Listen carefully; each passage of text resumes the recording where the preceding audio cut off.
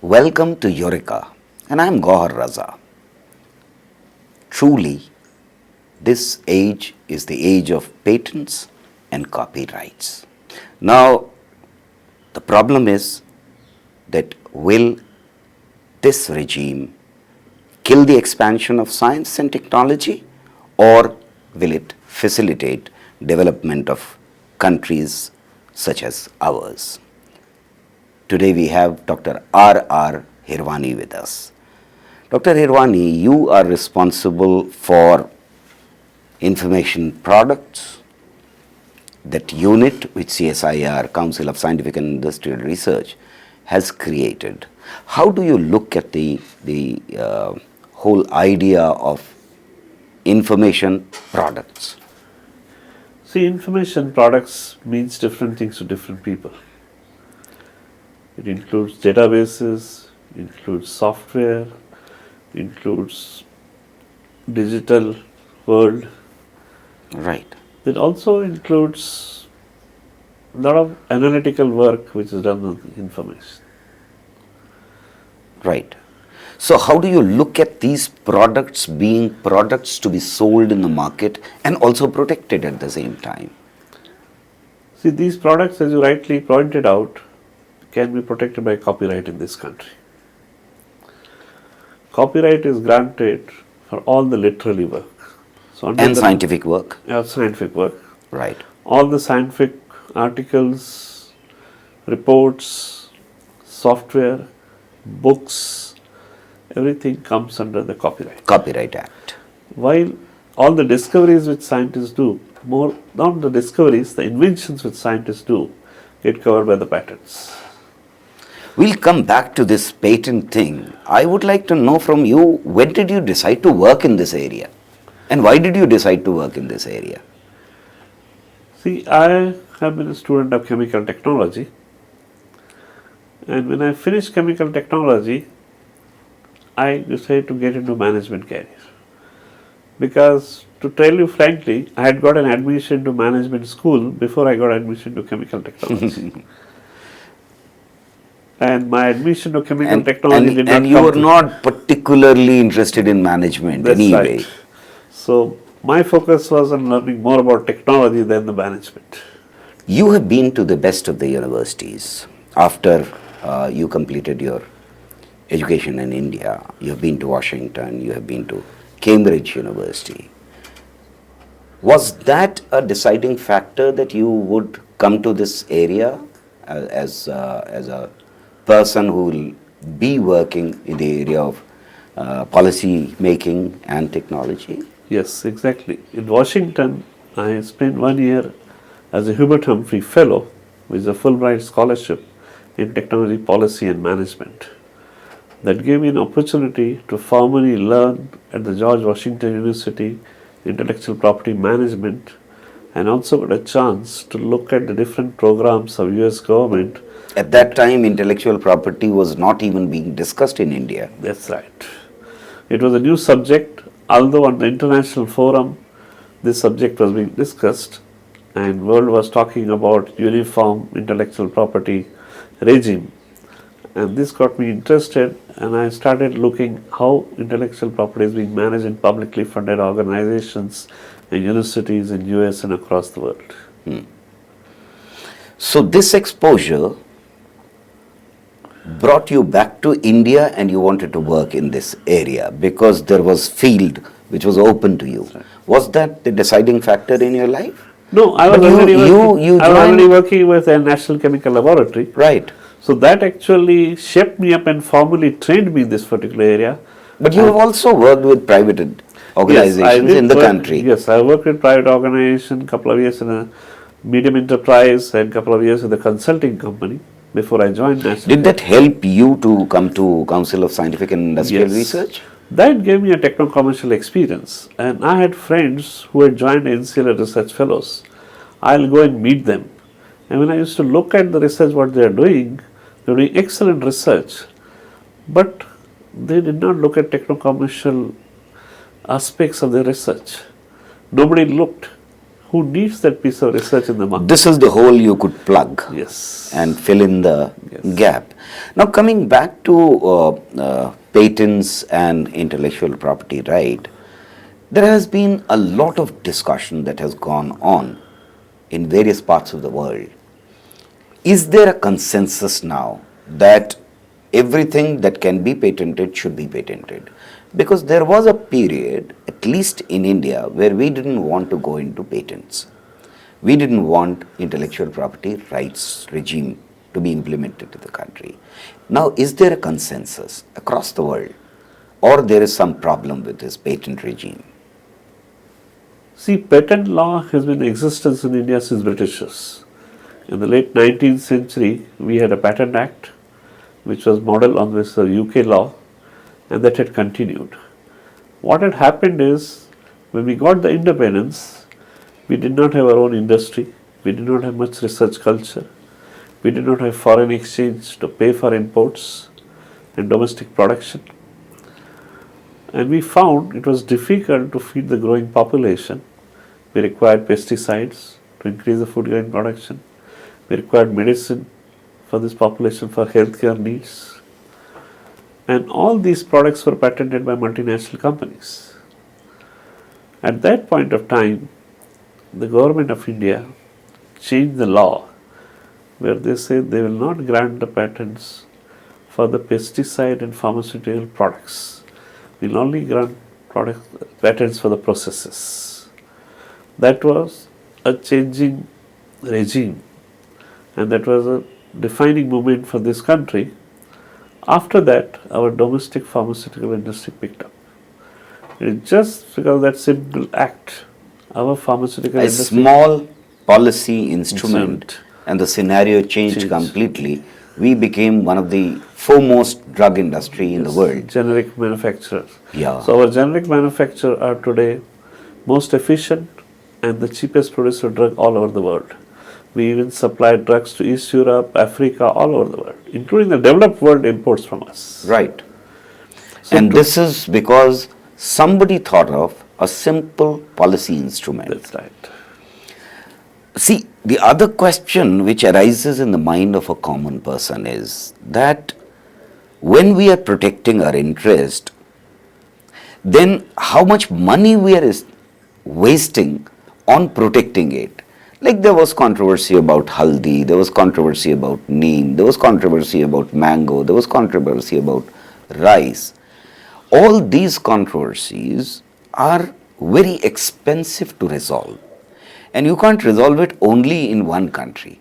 You have to resolve it in many countries. How do you react to that situation? See what happens, there are a lot of misconception about patents in the society, because very often we feel that a particular patent means we have lost that commodity to the world, we can't do anything.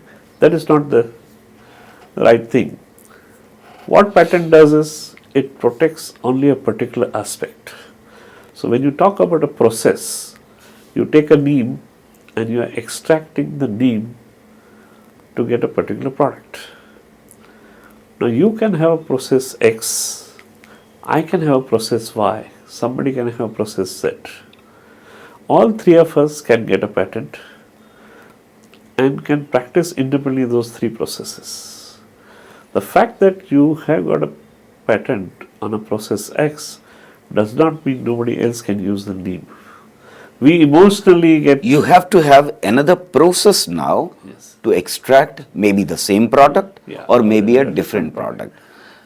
Which means that if I have a patent on a process, then neem is free for everybody.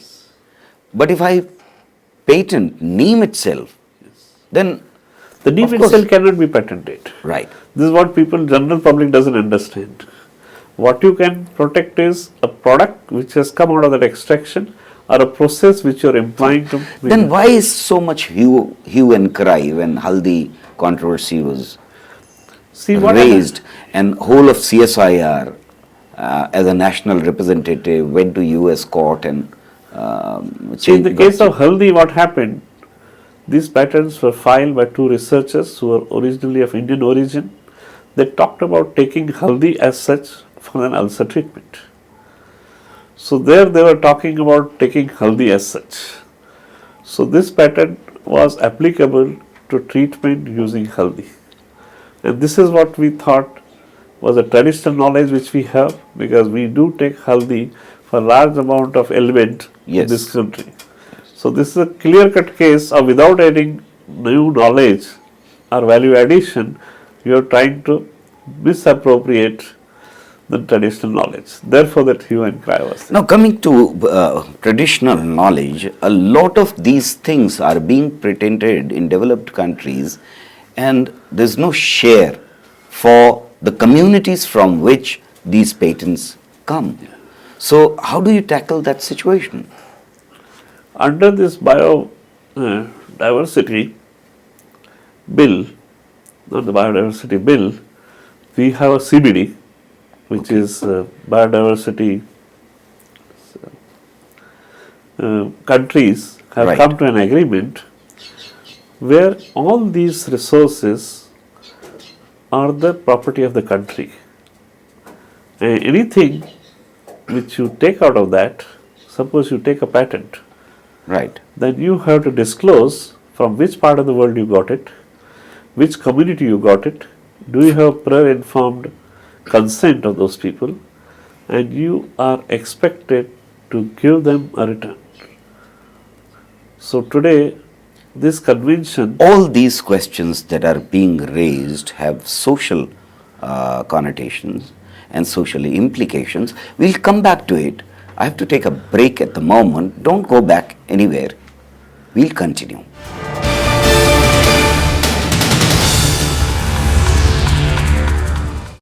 Welcome back to Eureka.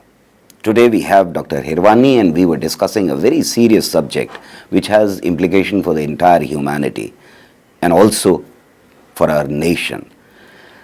Dr. Hirwani, if this is something which is highly legal in nature, why do you need so many scientists and trained scientists to waste their time on patenting laws, intellectual property right, this, that?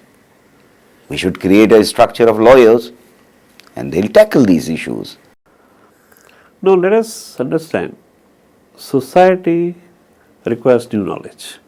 New knowledge is foundation for the development. When we generate new knowledge, it must come into public domain. As a generator of knowledge, all of us have vested interest. We want to maximize return to ourselves. And new development will take place when the knowledge comes to the public domain. The development is done brick by brick. Now government, therefore, had devised this system of a patent under which if you disclose this new knowledge to the public, you are given a kind of a right to prevent others from using that knowledge for a particular period of time. So it's a kind of social contract. But this time can also be extended. Normally, a patent is for 20 years from 20 the date of years. application. Right. It cannot be extended except under the US law, you have one provision. If any regulatory authority has delayed its decision in giving you approval, you can extend maximum to the limit of 5 years. There is only exception in the world, otherwise you don't have any extension of the patent beyond 20 So years. after 20 years, this knowledge can be used by Anybody without anywhere any in the royalty world. payment or anything. So what happens? This creates a vast repository of the information. And this knowledge is published as soon as you put up an application, and after 18 months government publishes it. Whether you get a patent or not, this knowledge comes into the public domain. And if you Right. get a patent, for 20 years nobody can use it. After 20 years everybody Nobody can use it the way you have, have used it. But you can build upon it. To give you a simple example, we all know light bulb. Now this light bulb, if you ask anybody who invented, people will tell you Thomson Edison invented it. He was not the inventor of the light bulb. Light bulb was invented by somebody else 10 years before he brought bulb to the marketplace. when the light bulb was invented, the gentleman who invented it got a patent. The disadvantage of his invention was that filament used to get burnt away in few minutes. When your filament goes off in few minutes, you can't have a commercial product. But once the patent was granted, the knowledge became public. People saw an exciting new product which can revolutionize the lighting industry. Right. And a lot of people started working on new filaments, materials, processes. Finally, Thomson Edison succeeded having a tungsten filament which lasted for 1500 hours. But then don't forget, the electrical equipment industry entered into an agreement that nobody is going to produce a bulb which lasts for more than 100 hours. That was an agreement at the beginning of the previous century, and it lasted for such a long time. So you make conglomerates, and in these conglomerates, whatever is in their interest is pushed to the customer. Yeah, but I want to come to a point where what I am trying to show is the value of the patent which comes into the public domain, how the development takes place. Now, Thomson Edison had to go and take a license from the gentleman who originally invented a patent bulb, but then he was able to bring out the new invention of a light bulb and new product to the marketplace. If the first invention was not being brought to the public domain, no development would have taken place. So, a lot of new products, new technology which you see in the marketplace, that is how they get built up, because the patent information coming to the public domain. If there is no patent system, the information will not come to the public domain. There is a positive side of this patent system, and after the 20 years, it is free for everybody. Anybody can do it. So, today a lot of problems of our society can be solved by the solutions which are lying in the patents. World has today 75 million patent documents. But it also creates a lot of problems for the developing world.